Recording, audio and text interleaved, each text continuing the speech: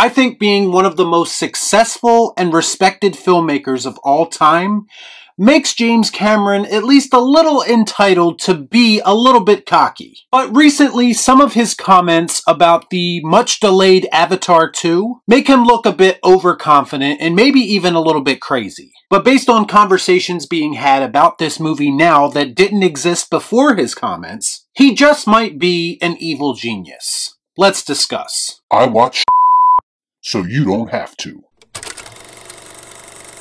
Before I get started, I'd like to kindly ask that you hit the like button, and please subscribe to the channel for more content just like this. All I'm offering is the truth, nothing more. With Avatar 2's release date just days away, we are about to have an answer to the question that people have been asking for the last 10 plus years. That being, does anyone really give a shit about Avatar 2? I want to ask you a bunch of questions.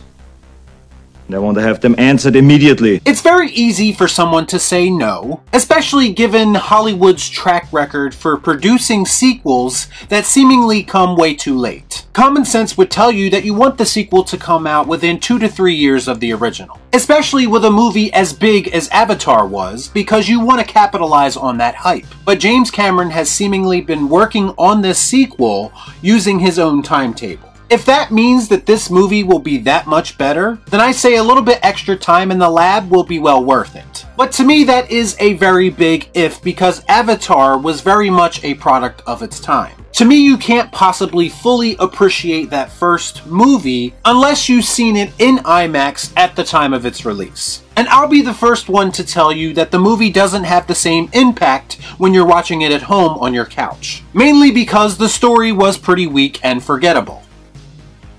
That's right, it stinks! But honestly, this movie wasn't about the story being told, it was about the experience. It was about the visual spectacle. And yes, when your movie is centered around ideas like that, it doesn't make it very rewatchable. But in my opinion, at the time of that first viewing, it accomplished exactly what it was supposed to. And frankly, you had to be there in the moment to understand why it was a phenomenon. Now, a lot of people might say that Avatar is overrated, and I would for the most part agree with that. Was it deserving of all the attention that it got? Probably not, but the truth remains that James Cameron's name still carries some kind of weight. And there's a good reason for that. The guy has made some of the most iconic movies of our time. So naturally, when he releases a new movie, people treat it as if it's an event. And I'm not talking about these lame Terminator sequels that he was probably contractually obligated to praise. And in reality, he probably had absolutely nothing to do with any of them.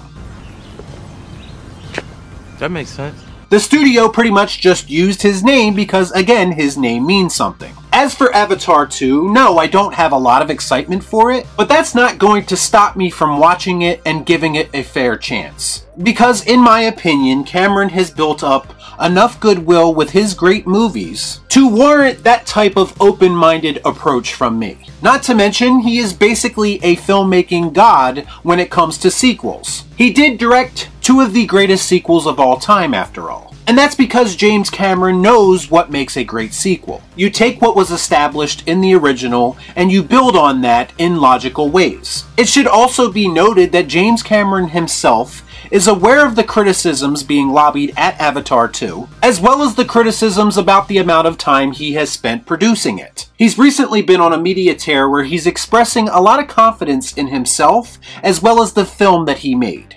Now what the fuck are we supposed to do?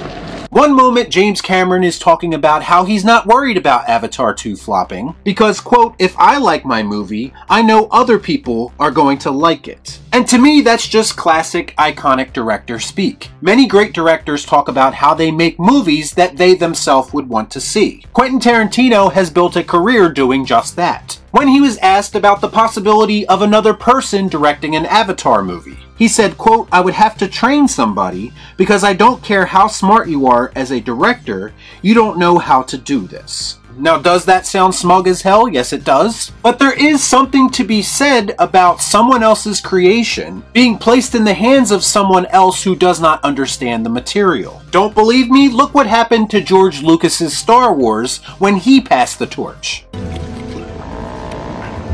And again, this isn't about whether or not you personally like Avatar or not. It's the simple fact that nobody really understands this world like James Cameron does, and he is the best person to bring it to life. In response to the complaints about the lengthy runtime of Avatar 2, which again is one of the stupidest complaints that anyone can have about a movie, especially a movie we haven't even seen yet, he confidently said that you can take a bathroom break anytime you want, because, quote, they can see the scene they missed when they come to see the movie again. This of course is implying that he believes that Avatar 2 will have the same repeat viewing success that its predecessor did. Now a lot of these things that he is saying might rub people the wrong way. Take it from me, being brutally honest doesn't always go over so well. Fuck me, right? These comments might even force people to not want to see this movie or root against it. But the fact still remains is that all of these comments that he's making are getting people to talk about this movie that, quote, nobody cares about. And for that reason, it feels like a very strategic move by James Cameron. A risky move, no doubt, because if this film does flop, which is a real possibility considering how much it needs to make just to break even, a lot of people are going to go back to these quotes and try to clown James Cameron. Now, I don't really think that's possible because James Cameron pretty much has fuck you money, and I don't really think he cares. But for me personally, I don't have an issue with him being confident in something that he created.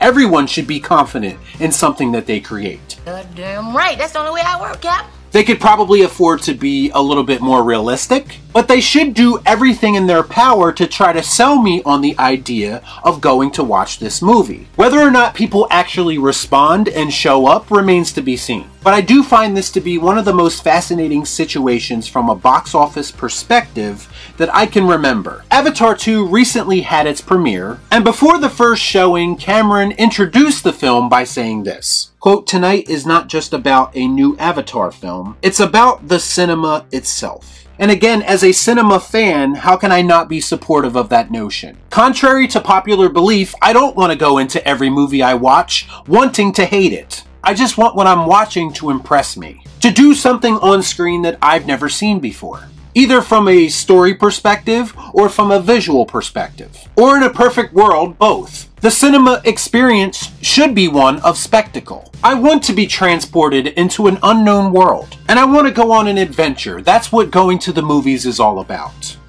Oh, you're right. And when you're right, you're right. And you're always right. For all of his flaws, James Cameron, like a lot of other iconic directors, want to preserve the art of cinema. And you know, even if they fail, their heart was in every single project that they directed. And they weren't just doing it for a paycheck like the dozens and dozens of MCU projects that come out every year. You might not care about Avatar. I might not care about Avatar. But there are people who care about Avatar. And most importantly, James Cameron clearly does care about Avatar. And to me, that means something in this era that we currently find ourselves in that gives us nothing but shallow, mass-produced entertainment. I'm not saying that Avatar 2 is going to have the same cultural impact as the original. I'm not even guaranteeing that Avatar 2 is going to be a good movie. But I am going to give it an opportunity to impress me. Because to me, that's what going to the movies is all about. Y'all be cool. Right on.